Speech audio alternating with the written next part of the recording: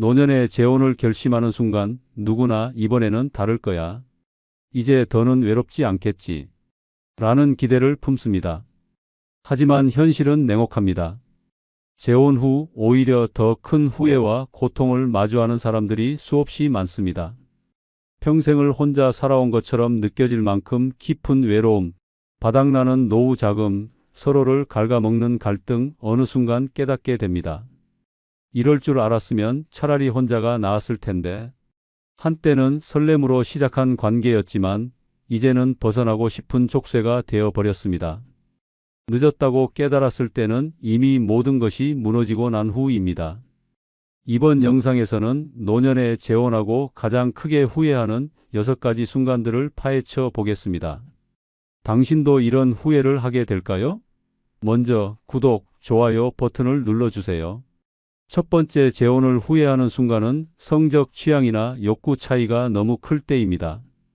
노년에 재혼을 결심할 때 많은 사람이 성생활에 대한 기대를 품습니다. 이제 다시 사랑을 느낄 수 있겠지. 남은 삶, 서로를 더 따뜻하게 채워주겠지. 하지만 그 기대가 처참히 무너지는 순간이 찾아옵니다. 막상 함께 살아보니 성적 욕구나 취향이 너무 달라서 도저히 맞출 수 없다는 현실을 마주하게 되는 것입니다. 이런 부분까지 생각했어야 했는데, 어느 한쪽은 여전히 건강하고 활력이 넘치는데 상대방은 성관계에 전혀 관심이 없을 수도 있습니다. 반대로 한쪽은 조용하고 부드러운 애정을 원하지만 상대방은 전혀 다른 방식의 관계를 원할 수도 있습니다. 이런 차이가 좁혀지지 않을 때 실망과 좌절감은 걷잡을 수 없이 커집니다. 내가 잘못된 건가? 아니면 이 사람이 너무 다른 건가? 특히 한쪽이 적극적인데 상대방이 소극적이라면 문제가 심각해집니다. 성관계를 요구할 때마다 상대방이 피하거나 나이 들어서 무슨 그런 거리라며 대수롭지 않게 넘길 때 그 순간부터 성적 불만과 외로움이 시작됩니다. 처음에는 참아보려고 하지만 시간이 지날수록 상대방과의 거리는 점점 더 멀어지고 부부관계는 결국 형식적인 동거로 변해갑니다. 더 심각한 경우는 성적 취향이 너무 다를 때입니다. 나는 평범한 스킨십과 애정을 원하지만 상대방은 전혀 다른 형태의 관계를 원할 수도 있습니다. 반대로 나는 감정적인 교감을 중요하게 여기는데 상대방은 성적인 만족만을 추구할 수도 있습니다. 처음에는 서로 맞춰보려 노력하지만 결국 감당할 수 없는 차이를 깨닫게 되는 순간 재혼을 후회하는 감정은 극에 달합니다. 이럴 거면 그냥 혼자가 나았을 텐데. 더욱 큰 문제는 이런 갈등이 쌓이면서 결국 부부 사이의 대화조차 단절된다는 것입니다. 처음에는 조심스럽게 이야기해 보려 하지만 상대방이 불편해하거나 대화를 회피하면 점점 더 참기만 하게 됩니다. 결국 쌓인 불만은 싸움으로 이어지고 차라리 서로 각자의 방에서 따로 지내는 것이 더 편하게 느껴지기 시작합니다. 이런 상황이 지속되면 재혼이 주었던 설렘과 기대는 모두 사라지고 나는 왜 이 결혼을 했을까? 라는 후회만 남습니다. 나이가 들었어도 감정과 욕구는 여전히 존재하는데 배우자가 이를 이해하지 못하고 받아주지 않을 때 상대방과의 거리는 더 이상 좁힐 수 없을 정도로 벌어집니다. 혼자라도 외롭지만 이렇게 외로운 결혼 생활은 더 끔찍하다. 노년의 재혼이 행복이 되려면 단순한 정서적 안정감만이 아니라 성적 욕구와 취향도 어느 정도 맞아야 합니다. 이를 고려하지 않고 결혼을 결정했다가 결국 욕구 불만과 성적 갈등 속에서 외로움만 깊어지는 결과를 맞이할 수도 있습니다. 재혼을 고민하고 있다면 감정만이 아니라 현실적인 부분도 반드시 따져봐야 합니다. 사랑은 노력으로 맞춰갈 수 있지만 성적인 부분은 그렇지 않을 수도 있습니다. 성생활에 대한 기대와 현실이 너무 다르면 후회하는 순간이 반드시 찾아옵니다. 두 번째는 재혼 후 오히려 자유를 잃었다고 느낄 때입니다. 노년에 재혼을 결심할 때 많은 사람이 이제 혼자가 아니니 더 행복하겠지. 서로 기대며 편안하게 살겠지. 라고 기대합니다. 하지만 현실은 그 기대와 정반대로 흐를 수도 있습니다. 재혼 후 오히려 자유를 잃고 이전보다 더 답답하고 억눌린 삶을 살게 될 수도 있습니다. 혼자일 땐 뭐든 내 마음대로 할 수 있었는데 혼자 살 때는 누구의 눈치도 보지 않았습니다.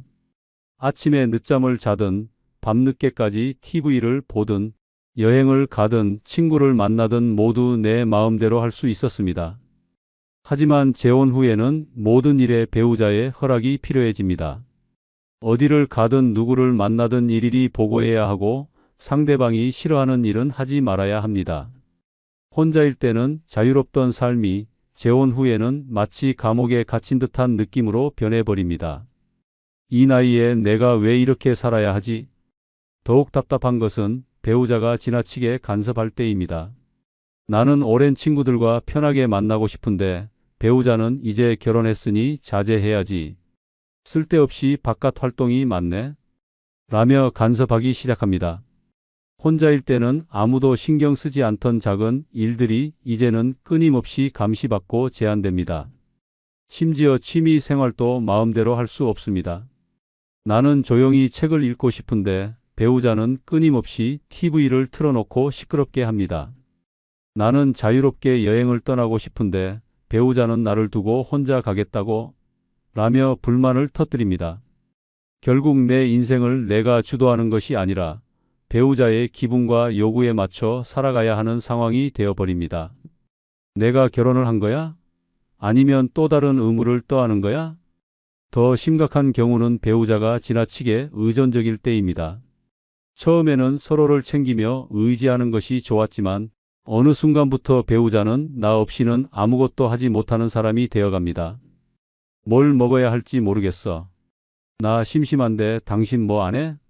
이런 말들을 들을 때마다 점점 피곤함이 몰려옵니다. 내가 원하던 건 평등한 관계였는데 어느 순간 상대방을 돌보는 역할이 되어버린 것입니다. 차라리 혼자 살았으면 이 정도로 스트레스 받진 않았을 텐데 이런 상황이 지속되면 결국 재혼을 후회하는 순간이 옵니다. 결혼 전에는 외로움이 가장 큰 문제라고 생각했지만 막상 결혼하고 나니 외롭더라도 내 마음대로 사는 게 더 나았겠다 는 생각이 들기 시작합니다. 사람은 누구나 자유를 원합니다. 나이가 들어서도 내 삶의 주인은 나여야 하는데 재혼 후 배우자에게 맞춰 사는 인생이 된다면 그건 행복이 아니라 또 다른 속박일 뿐입니다. 재혼을 고민하고 있다면 반드시 상대방의 성향을 잘 살펴야 합니다. 나의 자유를 존중해 줄 사람인지 서로 독립적인 공간을 가질 수 있는 관계인지 따져봐야 합니다. 단순한 외로움 때문에 재혼을 서두르면 결국 혼자일 때보다 더 큰 후회를 하게 될 수도 있습니다. 재혼이 나의 행복을 위한 선택이 아니라 나의 자유를 빼앗는 족쇄가 되어버린다면 과연 그 결혼이 의미가 있을까요? 세 번째는 배우자가 기대했던 사람과 다를 때입니다. 재혼을 결심할 때 누구나 설렙니다. 이번에는 정말 잘해봐야지. 이 사람이라면 외롭지 않겠지. 라는 기대감이 가득합니다. 하지만 그 기대가 처참히 무너지는 순간이 찾아옵니다. 결혼 전에는 다정하고 배려심 넘치던 사람이 결혼 후에는 완전히 다른 모습으로 변하는 경우가 허다합니다. 내가 사랑했던 그 사람은 도대체 어디로 간 거지? 재혼을 고려할 때는 상대방의 좋은 면만 보입니다. 하지만 막상 같이 살아보면 감춰졌던 단점들이 하나둘씩 드러나기 시작합니다. 작은 습관 하나까지 불편하게 느껴지고 말투 하나에도 짜증이 밀려옵니다. 처음에는 이해하려고 노력하지만 시간이 갈수록 인내심이 바닥나면서 이럴 줄 알았으면 재혼하지 말 거리라는 후회가 밀려옵니다. 특히 상대방이 보여준 모습이 가식이었음을 깨닫는 순간 실망감은 배가 됩니다. 결혼 전에는 자상하고 로맨틱했던 사람이 결혼 후에는 무뚝뚝하고 이기적인 본 모습을 드러낼 수도 있습니다. 돈을 잘 관리할 것 같았지만 사실은 낭비벽이 심하다거나 가정적일 줄 알았는데 집안일은 손 하나 까딱하지 않는다거나 소통이 잘 될 줄 알았는데 대화가 단절되는 경우도 많습니다. 이 사람 내가 알던 그 사람이 맞나? 더 심각한 경우는 배우자가 예전 배우자와 비교하거나 내 삶을 존중하지 않는 태도를 보일 때입니다.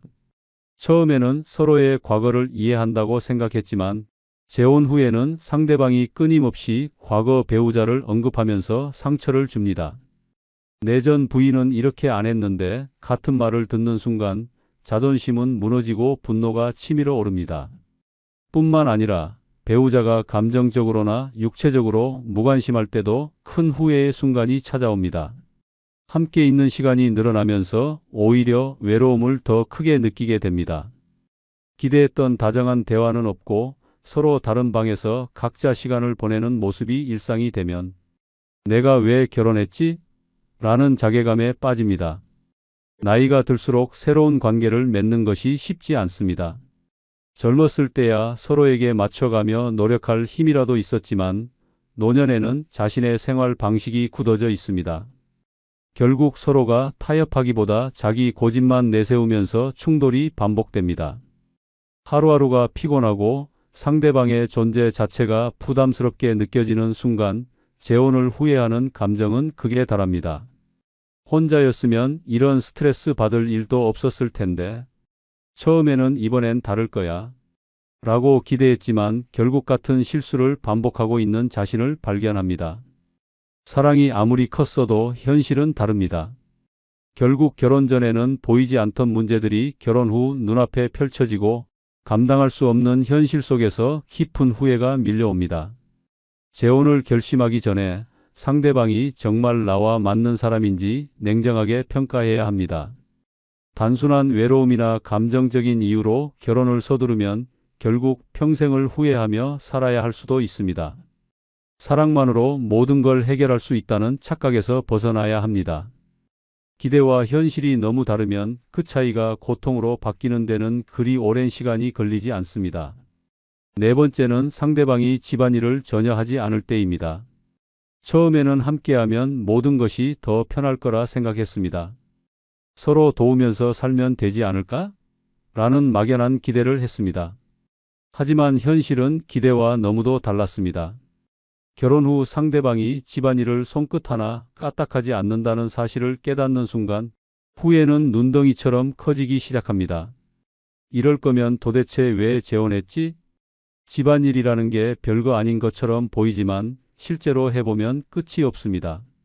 하루 한두 번 해야 하는 설거지, 끊임없이 쌓이는 빨래, 먼지가 쌓이는 집안 청소, 식사 준비, 쓰레기 정리까지. 그런데 배우자는 소파에 앉아 TV를 보거나 핸드폰을 만지작거리며 한숨만 내쉽니다. 처음에는 적응하는 시간이 필요하겠지라고 생각하며 참아보지만 시간이 지나도 변하는 건 없습니다.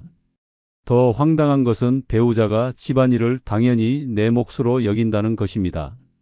예전에는 다 혼자 했으면서 왜 불평해? 라는 말이라도 듣는 날엔 우라가 치밀어 오릅니다. 혼자 살 때도 집안일을 했지만 최소한 나만을 위한 일이었습니다.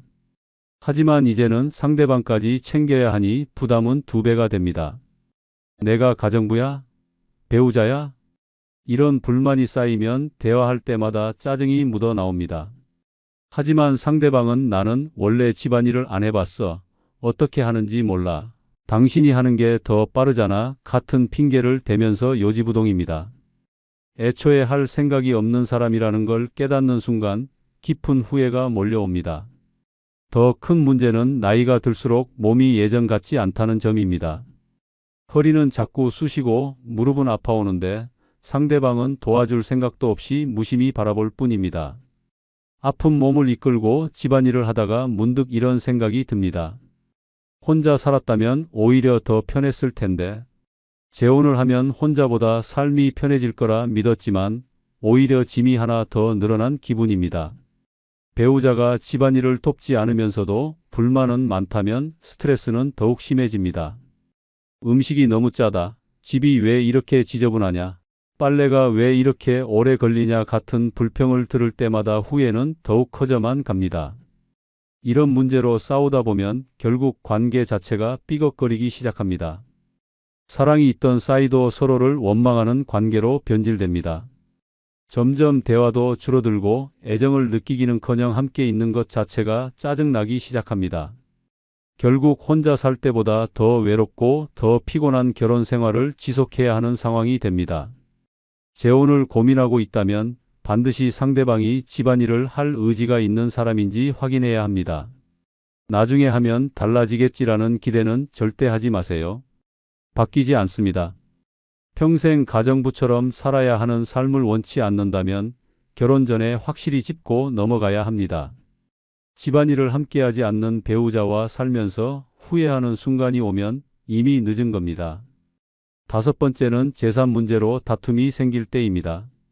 노년에 재혼을 결심할 때 많은 사람이 이 나이에 돈 때문에 싸우겠어? 라고 생각합니다. 하지만 현실은 다릅니다. 돈 문제가 생기는 순간 부부 사이의 신뢰는 산산조각 나고 사랑은 순식간에 증오로 변합니다. 재혼 후 상대방이 재산에 대해 지나치게 관심을 보이거나 나의 돈을 당연한 듯 쓰려 하는 모습을 보게 되는 순간 후회는 걷잡을 수 없이 밀려옵니다.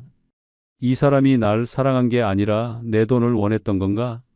이런 의심이 들기 시작하면 함께하는 시간이 불편해지고 말 한마디에도 날이 서기 시작합니다. 상대방이 경제적으로 힘든 상황이라는 걸 알고 있었지만 설마 이렇게까지 부담이 될 줄은 몰랐습니다. 처음에는 작은 돈 문제였지만 점점 요구하는 금액이 커지고 어느 순간 내 노후 자금이 빠르게 줄어들고 있음을 깨닫게 됩니다.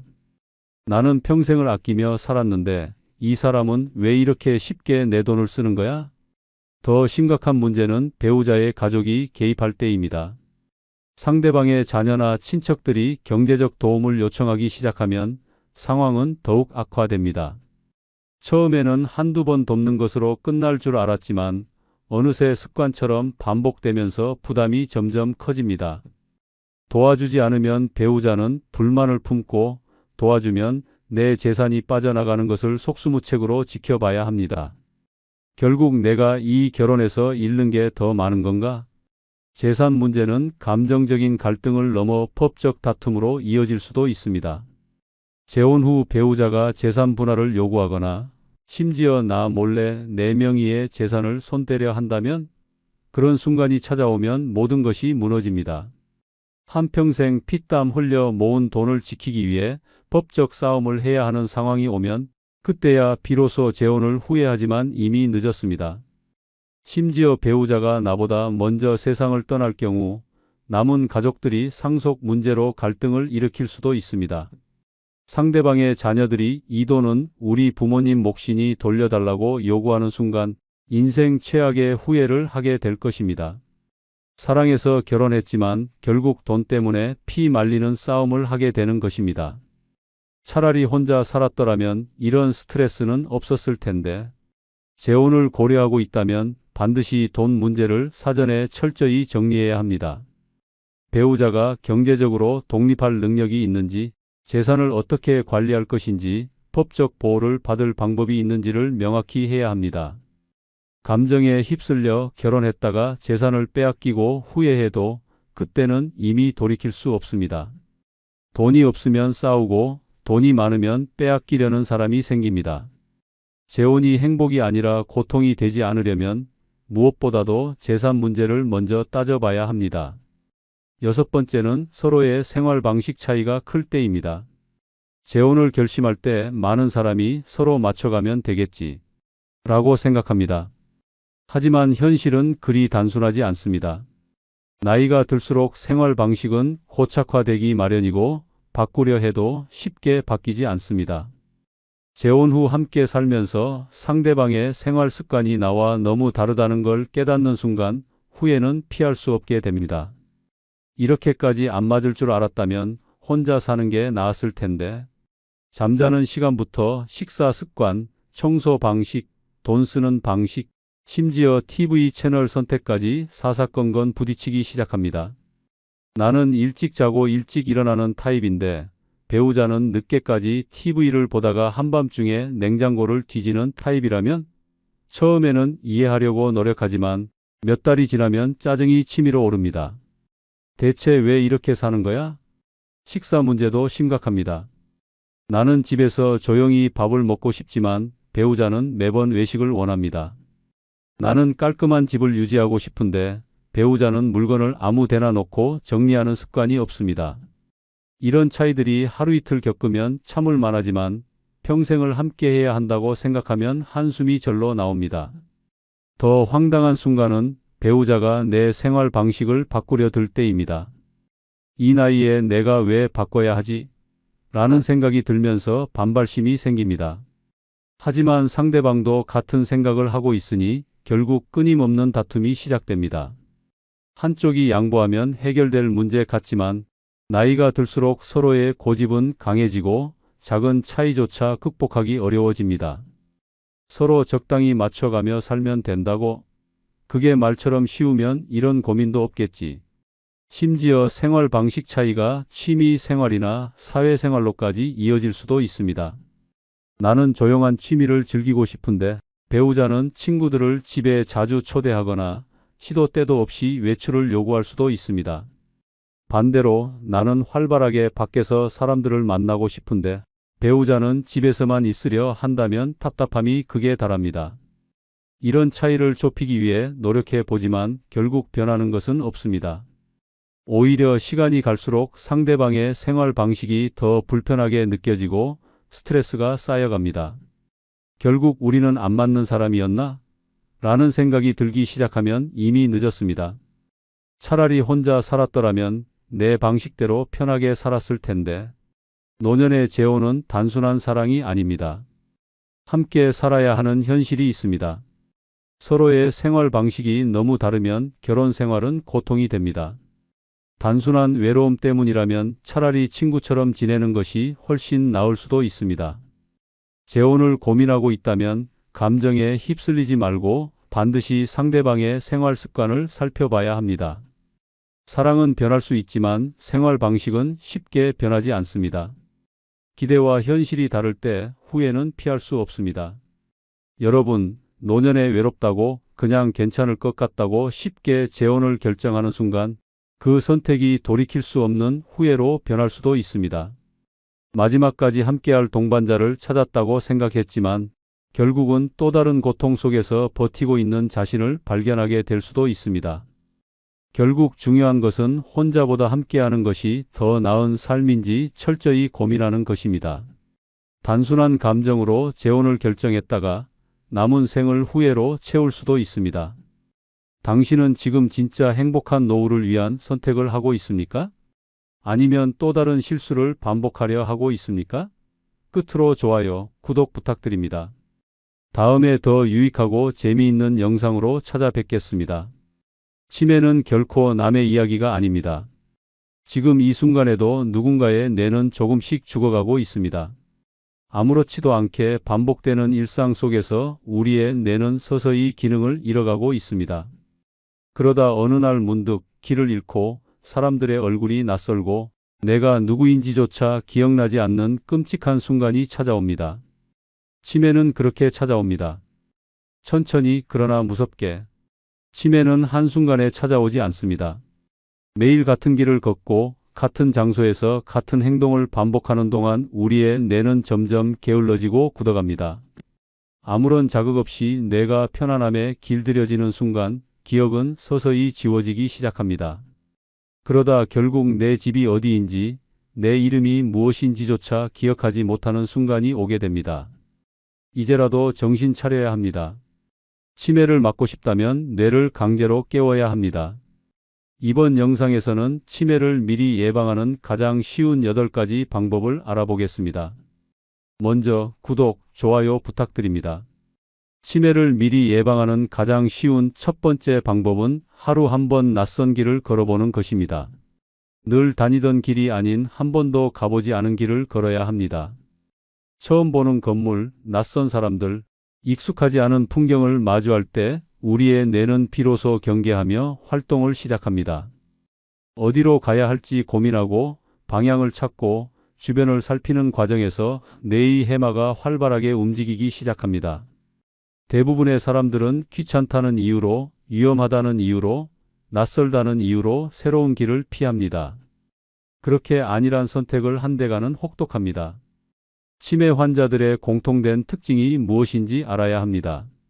그들은 오직 익숙한 곳에서만 생활합니다. 같은 동네, 같은 마트, 같은 시장. 매일 똑같은 경로만 반복하며 살다가 뇌가 완전히 굳어버리는 것입니다. 그러다 결국 집을 나선 후 돌아오지 못하는 날이 오게 됩니다. 당신도 그렇게 될 수 있습니다. 어느 날 아침 분명히 나와야 할 집을 찾아가지 못하고 가던 길을 잃어버리고 사람들이 누구인지 모르는 그 순간이 올 수도 있습니다. 그때 가서 후회해도 늦습니다. 치매는 돌이킬 수 없습니다. 예방만이 답입니다. 지금 당장 실천해야 합니다.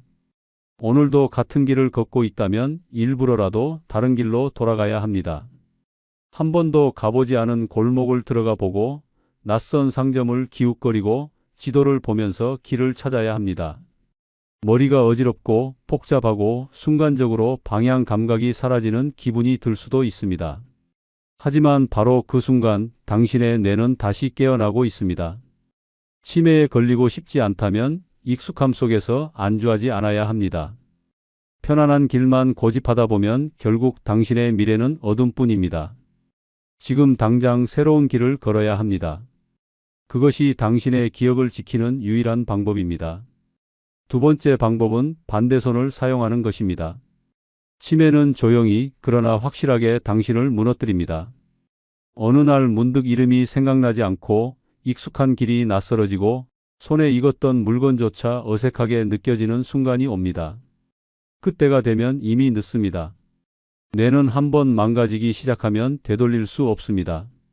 더 이상 머뭇거릴 시간이 없습니다. 지금 당장 당신의 뇌를 깨워야 합니다. 당신이 평생 오른손잡이로 살았다면 왼손을, 왼손잡이라면 오른손을 사용해야 합니다. 반대손을 사용하면 뇌는 갑자기 혼란에 빠집니다. 익숙했던 동작이 낯설어지고 쉽게 했던 일들이 어려워집니다. 하지만 바로 그 순간 뇌는 다시 살아납니다. 치매를 예방하는 가장 강력한 자극이 시작되는 것입니다. 매일 같은 손으로 밥을 먹고 같은 손으로 글씨를 쓰고 같은 손으로 문을 열고 닫습니다. 뇌는 변화를 싫어합니다. 익숙한 패턴에 길들여지면 점점 기능이 둔해집니다. 그렇게 조금씩 천천히 뇌가 퇴화하다가 결국 기억을 잃고 맙니다. 이제부터라도 반대손을 사용해야 합니다. 처음에는 어색하고 불편할 것입니다. 하지만 그 불편함이 바로 뇌를 살리는 신호입니다. 반대손으로 칫솔을 잡고 이를 닦아야 합니다. 반대손으로 숟가락을 들고 밥을 먹어야 합니다. 반대손으로 리모컨을 눌러야 합니다. 스마트폰을 반대손으로 잡고 조작해야 합니다. 처음에는 답답하고 시간이 오래 걸릴 것입니다. 하지만 바로 그 순간 뇌는 깨어나고 있습니다. 뇌는 새로운 자극을 원합니다. 똑같은 일상을 반복하면 뇌는 점점 무뎌지고 결국 스스로 기능을 멈추게 됩니다. 하지만 반대손을 사용하면 뇌의 좌우 균형이 맞춰지고 새로운 신경망이 형성됩니다. 뇌가 새롭게 연결되고 기억력이 강화되며 사고력이 높아집니다. 이것이야말로 치매를 막는 강력한 무기입니다. 주변을 보십시오. 치매에 걸린 사람들을 보십시오. 그들이 언제부터 기억을 잃기 시작했는지 아십니까? 매일 같은 손만 사용하고 같은 행동만 반복하면서 뇌를 썩혀왔기 때문입니다. 그리고 결국 아무것도 기억하지 못하는 사람이 되었습니다. 당신도 그렇게 되고 싶습니까? 반대손을 사용하십시오. 지금 당장 칫솔을 바꾸고 숟가락을 바꾸고 글씨를 반대손으로 써보십시오. 뇌가 불편해할수록 당신의 기억은 더 강해질 것입니다. 치매가 당신을 덮치기 전에 먼저 반격해야 합니다. 머뭇거릴 시간이 없습니다. 지금 당장 시작해야 합니다. 세 번째는 뇌를 깨우는 아침 루틴 만들기입니다. 아침을 어떻게 시작하느냐에 따라 당신의 뇌가 살 수도 있고 죽을 수도 있습니다.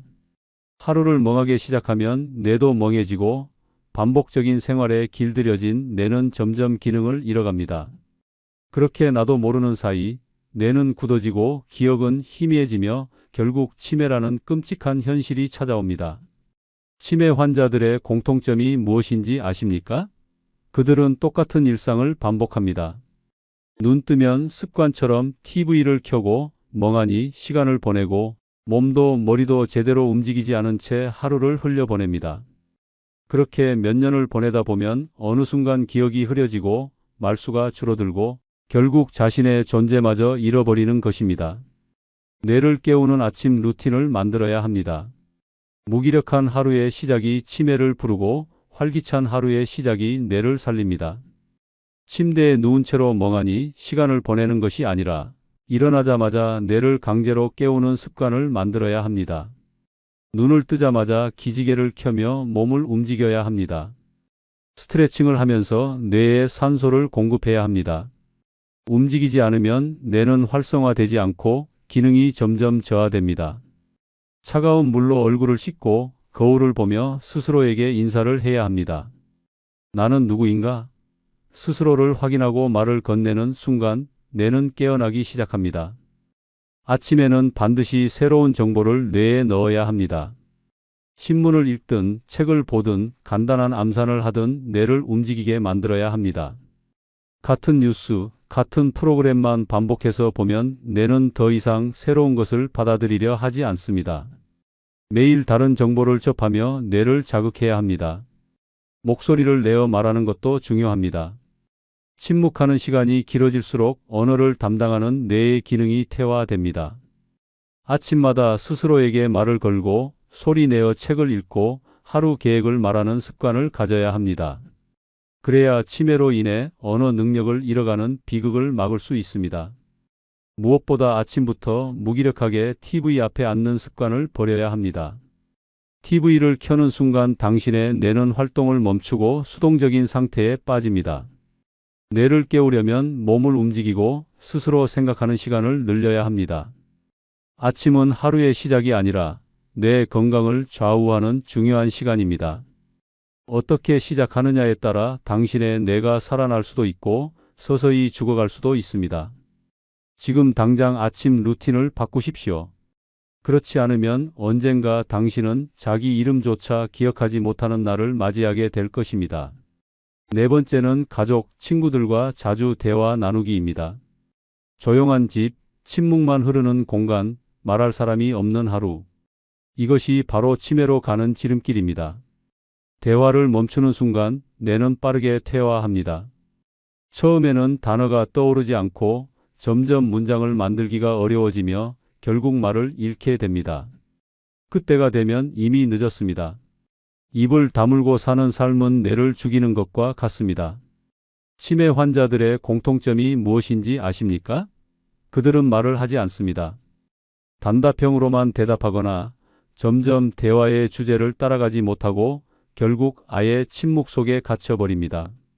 혼자 있는 시간이 많아지고 말수가 줄어들면 뇌의 언어 중추는 서서히 기능을 멈춥니다. 결국 어느 날부터는 하고 싶은 말이 있어도 입이 떨어지지 않는 지경에 이르게 됩니다. 당신도 그렇게 될 수 있습니다. 사람들과 대화를 하지 않고 혼자서만 시간을 보내다 보면 뇌는 점점 무너집니다. 단어 하나가 떠오르지 않는 순간이 오고 말하려 해도 혀가 굳어버리는 순간이 찾아옵니다. 그러다 결국 자기 이름조차 기억하지 못하는 날이 오게 됩니다. 지금이라도 대화를 늘려야 합니다. 말하는 습관을 되찾아야 합니다. 가족과 함께 밥을 먹을 때 침묵하지 말고 대화를 나눠야 합니다. 친구들과 연락을 자주 하고 만나서 이야기해야 합니다. 단순히 듣기만 하는 것이 아니라 직접 말하는 것이 중요합니다. 내가 의견을 내고 상대방과 대화를 주고받는 과정에서 뇌가 활성화됩니다. TV를 보는 것으로는 아무 효과가 없습니다. 뉴스나 드라마를 듣는 것만으로는 뇌가 살아나지 않습니다. 스스로 말해야 합니다. 직접 말하고 표현하지 않으면 뇌는 점점 말을 잃어버립니다. 말하기를 멈춘다는 것은 곧 생각하기를 멈추는 것과 같습니다. 혼자 사는 사람이라면 더욱 위험합니다. 하루 종일 말할 기회가 없다면 치매는 더 빠르게 다가옵니다. 그러다 어느 날 문득 말을 하려고 했는데 입에서 아무것도 나오지 않는 순간을 맞이할 수도 있습니다. 그 순간이 오면 당신은 이미 치매의 문턱을 넘은 것입니다. 지금 당장 전화를 걸어야 합니다. 가족에게, 친구에게, 지인에게 먼저 연락해야 합니다. 괜히 바쁜 사람 귀찮게 하는 것 아닌가? 라는 생각을 버려야 합니다. 치매로 기억을 잃고 삶을 잃어버리는 것보다 한 번 더 전화를 거는 것이 훨씬 낫습니다. 대화는 뇌를 살리는 유일한 방법입니다. 말하는 것을 멈추는 순간 당신의 뇌도 멈추게 됩니다. 지금 당장 입을 열어야 합니다. 그렇지 않으면 당신은 곧 자기 이름조차 기억하지 못하는 사람이 될 것입니다. 5번째는 숫자 계산하는 습관 들이기입니다. 당신의 뇌는 지금 이 순간에도 죽어가고 있습니다. 숫자를 계산하지 않는 순간 뇌의 기능은 빠르게 저하됩니다. 단순한 덧셈과 뺄셈조차 머릿속에서 떠오르지 않는다면 이미 치매의 첫걸음을 내디딘 것입니다. 숫자를 잃으면 결국 시간 감각을 잃고 돈 계산을 못하게 되고 스스로 생활을 유지할 수 없는 상태가 됩니다. 그렇게 혼자서는 아무것도 할 수 없는 사람이 되어버립니다. 치매 환자들에게 나타나는 가장 무서운 증상 중 하나가 무엇인지 아십니까? 바로 숫자를 잊어버리는 것입니다. 처음에는 단순한 계산이 느려지고 점점 시계 보는 법을 잊어버리고 마지막에는 돈을 세지도 못하게 됩니다. 그렇게 시간이 흐르면 은행에서 사기를 당하고 장보러 나갔다가 거스름 돈을 잘못 받고도 눈치채지 못하며 결국 자기 집 주소조차 기억하지 못하는 처참한 상황에 놓이게 됩니다. 이제라도 정신 차려야 합니다. 뇌를 살리고 싶다면 숫자를 생활 속에서 적극적으로 사용해야 합니다. 무조건 계산기를 두드리는 습관을 버리고 스스로 머리를 써서 계산해야 합니다. 물건값을 보고 머릿속으로 덧셈과 뺄셈을 해야 합니다. 장을 볼 때 총 금액을 대략적으로라도 계산하는 습관을 들여야 합니다. 식당에서 밥값을 낼 때 계산기를 꺼내기 전에 먼저 머릿속으로 더해 보십시오. 하루에 최소한 한 번은 숫자로 머리를 써야 합니다. 버스 도착 시간을 보고 몇 분 후에 도착하는지 계산해 보고 일주일 뒤 날짜를 머릿속으로 계산해 보며 스스로 훈련해야 합니다. 이런 사소한 습관이 당신의 뇌를 지키는 강력한 방패가 됩니다. 무서운 사실을 알려드리겠습니다. 숫자를 잊으면 결국 길을 잃게 됩니다. 시간 감각이 사라지고 날짜 개념이 흐려지면 오늘이 몇 월 며칠인지도 모르고 살아가게 됩니다. 그러다 길을 나섰다가 집을 찾지 못하는 일이 벌어집니다.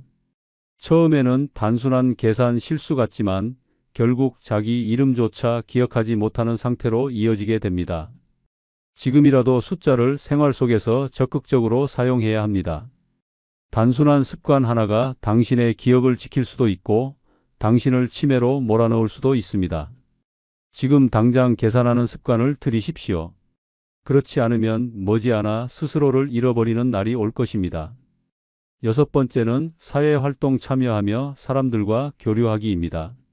혼자 있는 시간이 많아질수록 당신의 뇌는 빠르게 죽어갑니다. 집안에 틀어박혀 TV만 보고 사람들과의 교류를 끊는 순간 뇌는 급격히 퇴화합니다. 처음에는 말수가 줄어들고 점점 얼굴이 어두워지며 결국 세상과 완전히 단절된 채 잊혀지는 존재가 됩니다. 그렇게 아무도 찾지 않는 사람이 되어버립니다. 치매 환자들의 공통점을 아십니까? 그들은 혼자 있는 시간이 많았습니다. 가족과 대화하지 않고 친구를 만나지 않고 사회활동을 하지 않으면서 점점 뇌가 굳어버린 것입니다. 사람들과 어울리지 않으면 뇌는 스스로 기능을 멈춥니다. 인간관계 속에서 상대방의 말을 듣고 대답하고 생각하는 과정이 뇌를 끊임없이 자극하는데 그걸 멈추는 순간 뇌는 빠르게 무너져 갑니다. 한번 상상해 보십시오. 아침에 눈을 떴는데 오늘 하루 누구와도 한마디도 하지 않고 지나간다면 어떨까요? 내 이야기를 들어줄 사람도 함께 웃을 사람도 없습니다. 시간이 지나면서 말하는 방법을 잊어버리고 감정을 표현하는 법도 잊어버립니다. 그러다 결국 자신의 존재조차 희미해지는 순간이 오고 맙니다. 사회활동을 하지 않으면 당신은 결국 세상에서 사라집니다. 처음에는 단순한 귀찮음이었겠지만 점점 외출이 줄어들고 사람들과 멀어지고 끝내는 혼자가 편하다는 착각에 빠지게 됩니다. 하지만 그것은 편안함이 아닙니다. 그것은 뇌가 활동을 멈췄다는 신호이며 당신의 삶이 서서히 끝나가고 있다는 경고입니다. 지금이라도 밖으로 나가야 합니다. 사람들을 만나고 대화를 나누고 사회 활동을 해야 합니다. 동네 모임에 나가든 취미 활동을 하든 자원봉사를 하든 상관없습니다. 무조건 사람들과 교류해야 합니다. 그래야 내가 살아납니다. 그래야 삶이 유지됩니다. 아무것도 하지 않으면 당신은 잊혀집니다. 사람들과 교류하지 않으면 당신의 존재는 점점 희미해지고 결국 아무도 당신을 기억하지 않게 됩니다. 지금 당장 사회로 나가십시오. 그렇지 않으면 당신은 치매에 갇혀 세상과 완전히 단절된 채 살아가게 될 것입니다. 7번째는 새로운 언어 배우기입니다. 당신의 뇌는 지금 죽어가고 있습니다. 매일 같은 말을 하고 같은 단어를 쓰고 똑같은 표현만 반복하면서 뇌는 점점 기능을 잃어갑니다. 그러다 결국 당신의 머릿속에서 단어가 하나둘 사라지고 문장이 떠오르지 않으며 말문이 막히는 순간이 찾아옵니다. 그 순간이 오면 이미 늦었습니다. 당신은 치매라는 감옥에 갇히게 될 것입니다. 언어를 잃는다는 것은 곧 나 자신을 잃는 것과 같습니다. 치매 환자들이 처음 겪는 증상 중 하나가 말이 어눌해지고 단어가 헷갈리고 문장을 완성하지 못하는 것입니다. 평생 사용하던 모국어조차 제대로 말하지 못하게 되면서 결국 사람들과의 소통이 완전히 끊어지고 맙니다. 그렇게 혼자가 되고 기억을 잃고 결국 자신의 존재마저 희미해지는 것입니다. 이런 끔찍한 미래를 피하는 가장 강력한 방법이 있습니다. 바로 새로운 언어를 배우는 것입니다. 새로운 언어를 배우면 뇌는 강제로 깨어납니다. 익숙한 단어가 아닌 새로운 단어를 외우고 새로운 문장을 만들어보는 과정에서 뇌의 신경망이 다시 활성화됩니다. 뇌를 살리고 싶다면 반드시 새로운 언어를 배워야 합니다. 하지만 대부분의 사람들은 이렇게 말합니다. 이 나이에 무슨 외국어야? 그런 생각을 하는 순간 당신의 뇌는 더 빠르게 썩어갑니다. 나이가 문제가 아닙니다. 치매를 피하고 싶다면 지금 당장이라도 새로운 언어를 배워야 합니다. 하루에 단어 하나씩이라도 외워야 하고 간단한 문장을 따라 읽어야 합니다. 작은 노력 하나가 당신의 뇌를 살릴 수도 있고 방치하는 순간 당신을 치매의 구렁텅이로 밀어 넣을 수도 있습니다. 새로운 언어를 배우는 사람과 배우지 않는 사람의 차이는 시간이 지나면 확연히 드러납니다. 새로운 언어를 배우는 사람은 계속해서 머리를 쓰고 생각하고 기억하려 합니다. 하지만 아무것도 하지 않는 사람은 점점 사고력이 둔해지고 결국 자신의 이름조차 기억하지 못하는 상태에 이르게 됩니다. 선택은 당신에게 달려 있습니다. 지금 당장 새로운 언어를 배우고 뇌를 살릴 것인가? 아니면 계속 아무것도 하지 않은 채 서서히 기억을 잃어갈 것인가? 머뭇거릴 시간이 없습니다. 지금 바로 시작해야 합니다. 그렇지 않으면 당신은 곧 자신이 누구인지조차 기억하지 못하는 사람이 될 것입니다. 8번째는 단백질 섭취 늘리기입니다. 당신의 뇌는 지금 굶어가고 있습니다. 하루하루 약해지고 기능을 잃어가고 서서히 죽어가고 있습니다. 그 이유가 무엇인지 아십니까? 바로 단백질 부족입니다. 단백질이 부족하면 뇌세포가 재생되지 않고 신경망이 끊어지면서 기억력이 급격히 저하됩니다. 결국 단어가 떠오르지 않고 길을 잃고 사람들의 얼굴이 낯설어지는 끔찍한 치매의 시작을 맞이하게 됩니다. 치매 환자들의 식습관을 조사해 보면 놀라운 공통점이 있습니다. 그들은 오랫동안 단백질을 제대로 섭취하지 않았습니다. 젊을 때는 괜찮았지만 나이가 들면서 고기, 생선, 계란 같은 단백질 음식을 멀리하기 시작합니다. 소화가 안 돼서, 귀찮아서, 입맛이 없어서라는 이유로 점점 단백질 섭취를 줄여갑니다. 하지만 그렇게 먹지 않은 대가는 처참합니다. 단백질이 부족하면 근육이 빠지고 몸이 약해지고 뇌까지 빠르게 퇴화됩니다. 당신은 스스로 무기력하고 피곤한 게 나이 탓이라고 착각하고 있을 것입니다. 하지만 아닙니다. 단백질이 부족해서 몸이 무너지고 있는 것입니다. 그렇게 영양이 부족한 상태로 몇 년이 지나면 어떻게 될까요? 결국 뇌세포는 더 이상 활동하지 못하고 기억력이 사라지며 치매로 인해 자신의 이름조차 기억하지 못하는 날이 오게 됩니다. 당신도 그렇게 될 수 있습니다.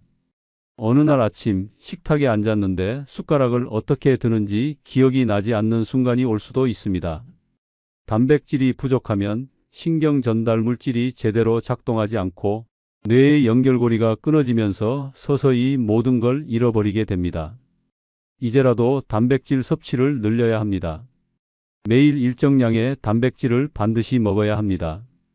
고기, 생선, 계란, 두부, 콩 같은 단백질 음식을 충분히 섭취해야 합니다. 특히 아침에 단백질을 챙겨 먹는 것이 중요합니다. 하루의 시작을 단백질로 채워야 뇌가 깨어나고 활발하게 움직일 수 있습니다. 나이가 들었으니 적게 먹어야 한다. 이것은 가장 위험한 생각입니다. 먹지 않으면 당신의 뇌는 더 빠르게 죽어갈 것입니다. 고기는 부담스러워서 이런 생각도 버려야 합니다. 단백질이 부족하면 당신은 점점 힘을 잃고 결국 침대에서 일어날 수도 없게 될 것입니다. 단백질이 곧 당신의 기억과 생명을 지키는 마지막 방어선입니다.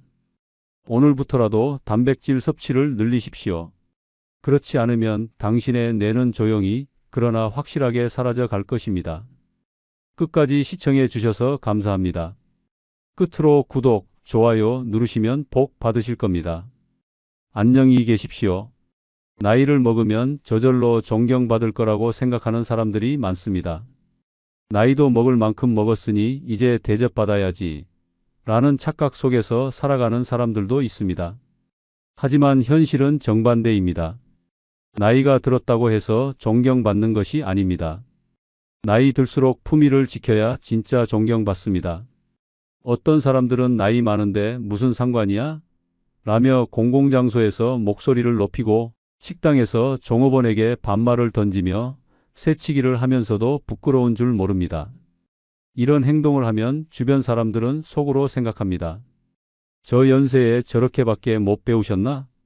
못 배운 티를 내는 행동은 단순히 예의가 없는 수준을 넘어서 그 사람의 품격을 바닥으로 떨어뜨리는 행위입니다.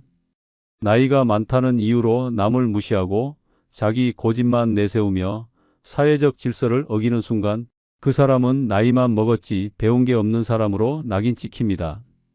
누군가는 말합니다. 이제 와서 뭘 새삼 조심하라고 해? 하지만 잘 생각해 보십시오. 지금 당장은 괜찮아 보여도 결국 나중에 사람들은 등을 돌리게 됩니다.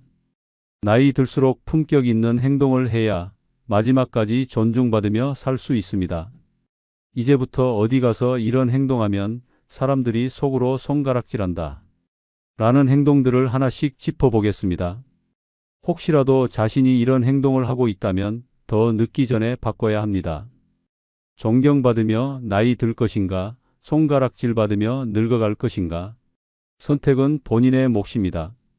첫 번째 행동은 식당에서 종업원에게 반말하고 무례하게 대하는 행동입니다.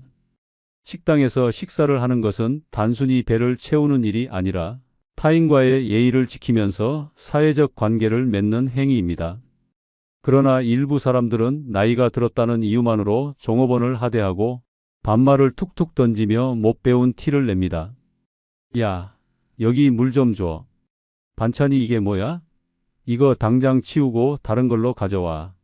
내가 단골인데 서비스 안 줘?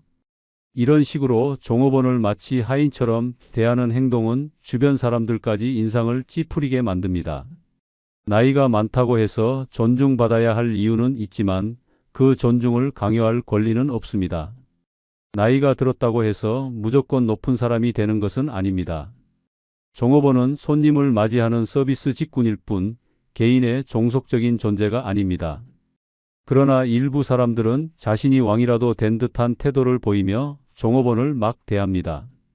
이런 행동은 오히려 나이 들수록 더 촌스럽고 무례한 사람이라는 인상을 줍니다. 식당이라는 공간은 혼자만의 공간이 아닙니다. 수많은 사람들이 보고 있고 듣고 있습니다. 음식을 나르는 종업원을 향해 소리치는 모습, 반말을 툭툭 던지는 모습, 반찬이 늦게 나온다고 성질을 부리는 모습은 곧 주변의 시선을 모으게 됩니다. 저 할아버지 할머니 왜 저래? 저런 어른이랑 밥 먹으러 가면 너무 창피할 것 같아. 이런 소문은 금방 퍼집니다. 그리고 한번 찍힌 이미지는 쉽게 지워지지 않습니다. 과거에는 어른이 말하면 젊은 사람들이 따르는 시대였습니다. 하지만 지금은 다릅니다. 어른이 먼저 예의를 지켜야 존중을 받는 시대입니다. 종업원에게 반말을 하는 순간 주변 사람들의 시선 속에서 배운 사람이라는 이미지는 사라집니다. 여기요, 물 좀 부탁드립니다. 반찬이 조금 부족한데 더 주실 수 있을까요? 감사합니다. 잘 먹겠습니다. 이렇게 말하는 것이 어려운 일이 아닙니다. 사람이 예의를 갖춘다고 해서 나이가 깎이는 것도 자존심이 상하는 것도 아닙니다. 오히려 주변 사람들은 저 연세에 저렇게 깍듯하시네, 멋지다 라고 생각하며 더 존경할 것입니다. 나이가 들수록 더 지켜야 할 것은 권위가 아니라 품격입니다. 식당에서 종업원을 함부로 대하는 순간 그 사람의 수준은 바닥을 기게 됩니다. 어디 가서 저 사람 참 배운 사람 같아 라는 말을 듣고 싶다면 식당에서 종업원을 대하는 태도부터 바꿔야 합니다. 음식은 맛있게 먹되 사람 대하는 태도는 더욱 품위 있게 하는 것이 진짜 배운 사람의 모습입니다. 두 번째 행동은 공공장소에서 목소리 크게 내는 행동입니다. 식당, 카페, 대중교통, 병원, 공원, 어디를 가든 사람들이 함께 이용하는 공공장소에서는 조용히 하는 것이 기본 예의입니다. 하지만 일부 사람들은 내가 나이도 있고 듣는 것도 불편한데 뭐 어때? 라며 목소리를 높이며 당당하게 행동합니다. 야, 거기 누구야? 오랜만이네? 아이고, 여기 자리 없어? 그냥 옆에 좀 붙여 앉으면 되잖아. 아니, 이게 말이 돼? 어휴, 진짜 기가 막혀서. 이런 행동은 주변에 있는 사람들에게 엄청난 피로감을 줍니다. 본인은 그저 자연스럽게 대화한다고 생각할지 모르지만 정작 주위 사람들은 조용히 좀 했으면 좋겠다 라는 생각을 속으로 100번은 하고 있을 것입니다. 공공장소에서의 지나친 소음은 단순한 불편함을 넘어 저 사람은 기본적인 예의도 모르는구나 라는 이미지를 심어줍니다. 나이가 많든 적든 공공장소는 혼자만의 공간이 아닌 함께 사용하는 공간이라는 사실을 깨달아야 합니다. 특히 병원이나 도서관 같은 조용한 곳에서 목소리를 크게 내는 것은 더욱더 눈살을 찌푸리게 만듭니다. 병원에서는 환자들이 치료를 받고 휴식을 취해야 하는 공간인데 복도에서 큰 소리로 떠들거나 접수 창구에서 직원들에게 고함을 치는 행동은 오히려 자신을 무례한 사람으로 보이게 만드는 지름길입니다. 저기요, 조용히 좀 해주세요. 라고 직접 말하지 않는다고 해서 사람들이 아무렇지 않게 생각하는 것은 아닙니다. 속으로는 또 저 연세 드신 분이 저러시네? 라고 생각하며 한심하게 바라볼 뿐입니다.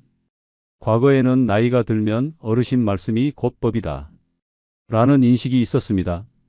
하지만 지금은 다릅니다. 나이를 떠나 예의를 지키고 남을 배려할 줄 아는 사람이 진짜 존중받는 사람입니다. 목소리를 높인다고 해서 더 강한 사람이 되는 것이 아닙니다. 오히려 배운 게 없으니 저렇게 행동하는 거겠지 라는 평가를 받을 가능성이 높습니다.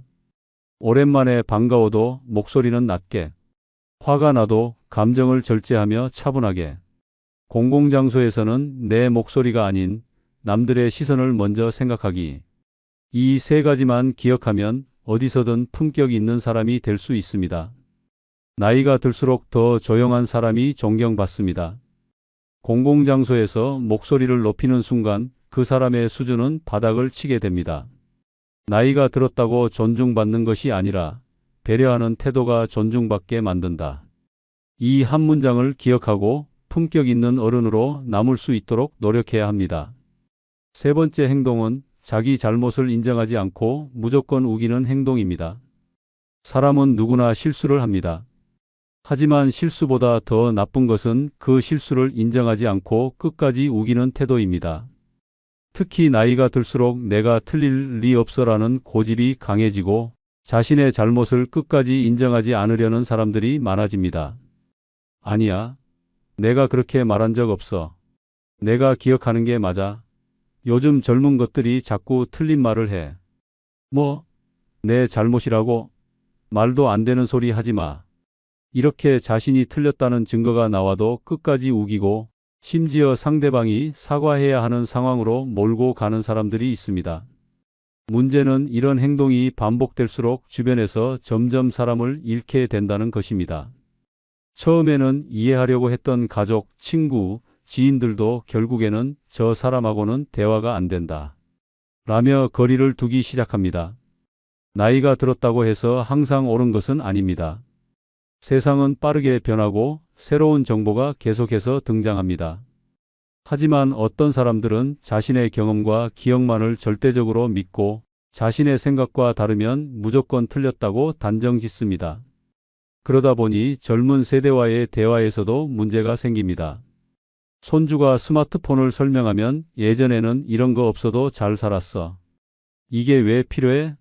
라며 새로운 지식을 받아들이지 않으려 합니다. 자녀가 현대식 육아 방식을 설명하면 내가 너 키울 때는 안 그랬어. 다 소용없는 소리야.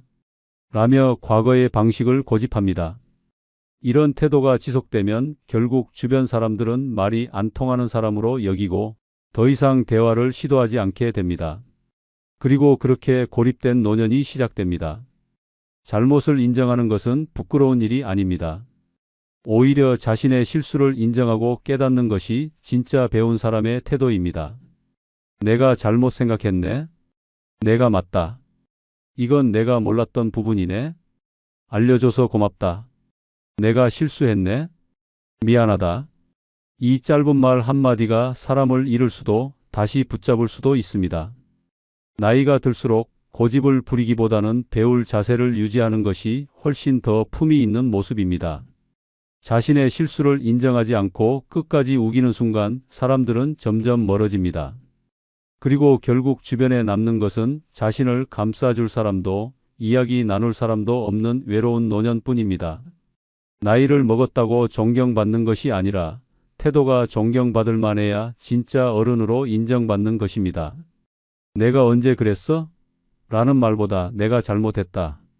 라는 말이 더 많은 사람이 곁에 남게 만듭니다. 네 번째 행동은 공공장소에서 새치기 하는 행동입니다. 공공장소에서 줄을 서는 것은 가장 기본적인 사회 질서입니다.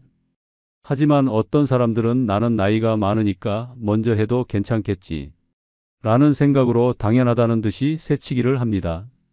버스 정류장에서 줄 서 있는 사람들을 밀치고 앞에 서는 사람, 마트 계산대에서 조용히 기다리는 사람들을 제치고 끼어드는 사람, 은행에서 나이 많으니까 빨리 해줘 라며 다른 대기 손님들을 무시하는 사람들.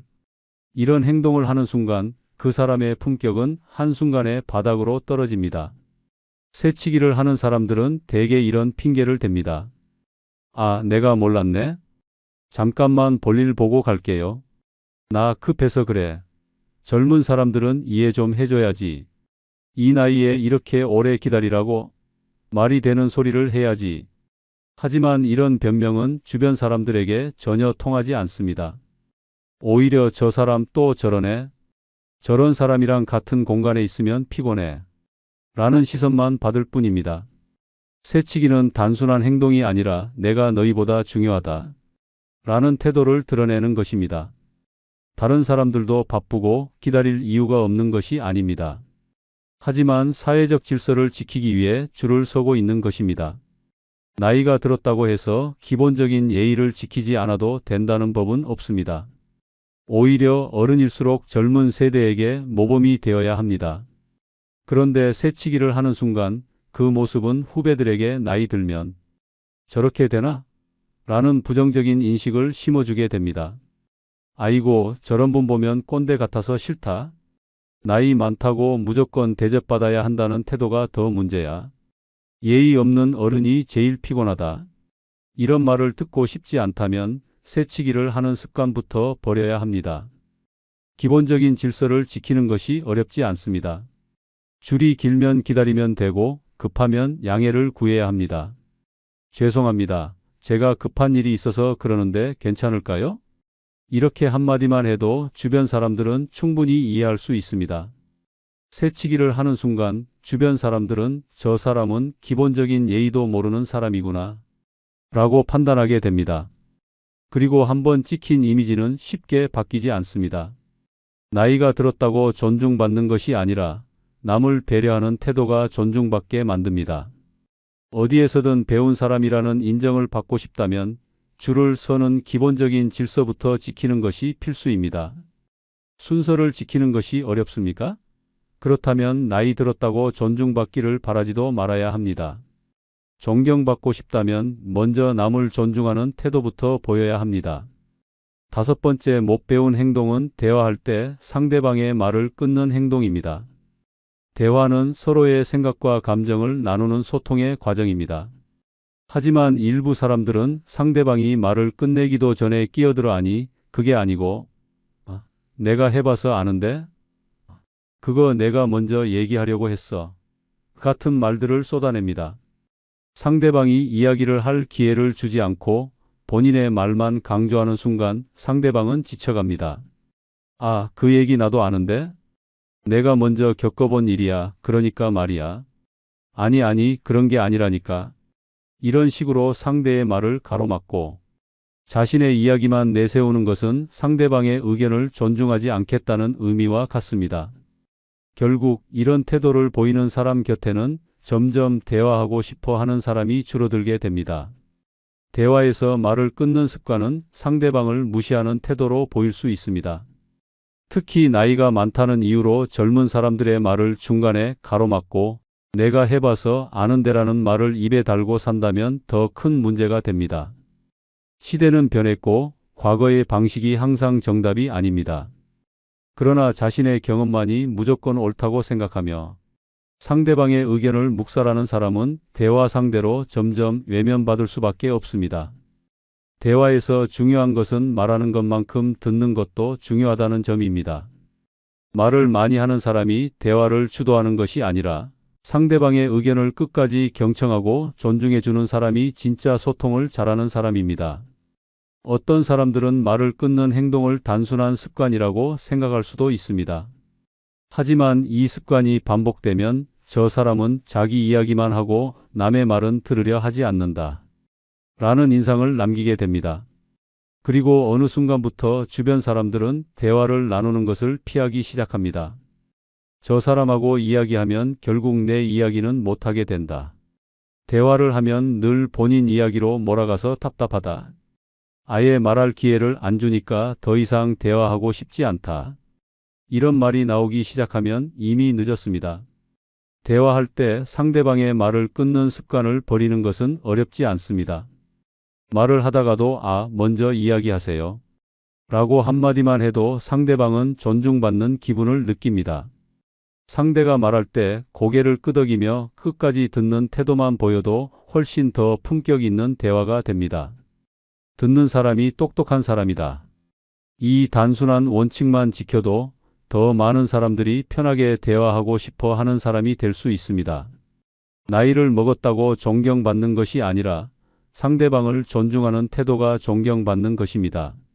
대화할 때 말을 끊는 순간 상대방은 마음의 문을 닫고 결국 대화할 사람이 사라지는 날이 오게 됩니다. 소통을 잘하는 사람이 되고 싶다면 자신의 말보다 먼저 상대방의 말을 끝까지 들어주는 것이 중요합니다. 여섯 번째 행동은 음식점에서 나는 단골이다라며 특혜를 요구하는 행동입니다. 단골 손님이라는 것은 사장과 직원들에게 친숙한 얼굴이 되는 것일 뿐 왕처럼 대접받아야 한다는 뜻이 아닙니다. 그러나 일부 사람들은 음식점에 오래 다녔다는 이유로 특별한 대우를 받아야 한다고 착각하는 경우가 많습니다. 내가 여기 단골인데 서비스 좀 주는 게 기본 아니야? 나 몇 년째 오는 사람인 거 알지?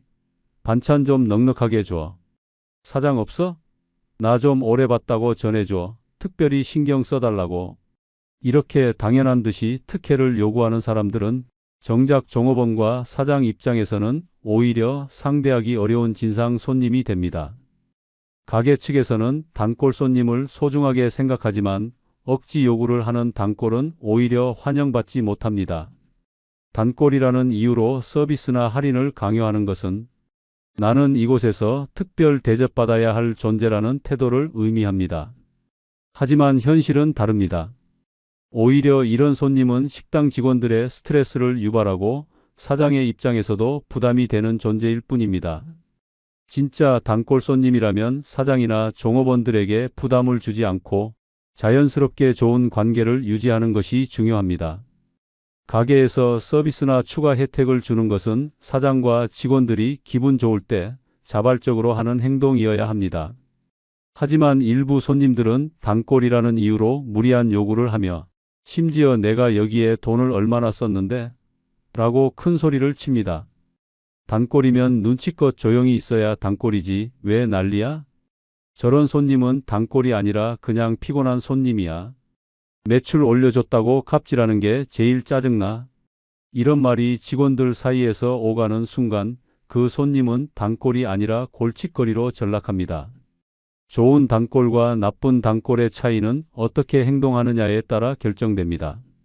진짜 좋은 단골은 늘 직원들에게 친절하게 대하고 가게의 룰을 존중하며 서비스를 강요하지 않습니다. 하지만 못 배운 티를 내는 단골은 오히려 직원들에게 부담을 주고 다른 손님들까지 불편하게 만듭니다. 내가 단골이니까 잘해줘. 라는 태도를 가지는 순간 그 단골은 더 이상 단골이 아닙니다. 오히려 음식점에서 부담스러운 존재가 될 뿐입니다.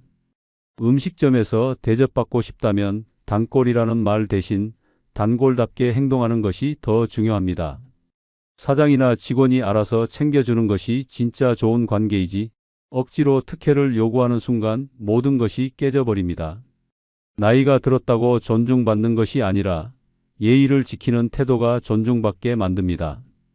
음식점에서 나는 단골이다. 라는 말을 꺼내는 순간 사장과 직원들은 속으로 이 손님 또 시작이네라고 생각할 것입니다. 정말 대접받고 싶다면 조용히 예의를 지키면서 좋은 손님으로 남는 것이 훨씬 더 품위 있는 태도입니다. 단골이면 단골답게 가게를 배려하는 태도가 더 중요합니다. 나이가 든다고 자동으로 존경받는 시대는 끝났습니다. 예의를 지키는 사람이 존경받고 배려하는 사람이 존중받는 시대입니다.